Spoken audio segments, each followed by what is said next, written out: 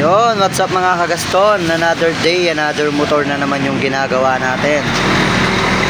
So ito, customer natin, taga San Fernando. So pinuntahan tayo dito para ipacheck yung motor. Una, ang concern ni sir, kapag hinataw mo yung motor, may lagitik. Pero tinest drive natin, which is okay naman, all goods naman yung makina. Pero yun nga, pinakita rin sa natin ni sir na nagalo na pala yung langis at coolant.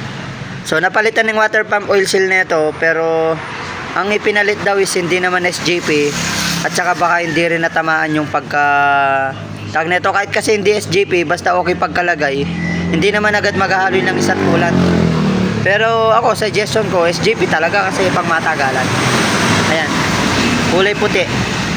So pag diniri natin niya, makikita mo coffee mate. So yun yung problem ng kay sir. Tapos ayun, check up din.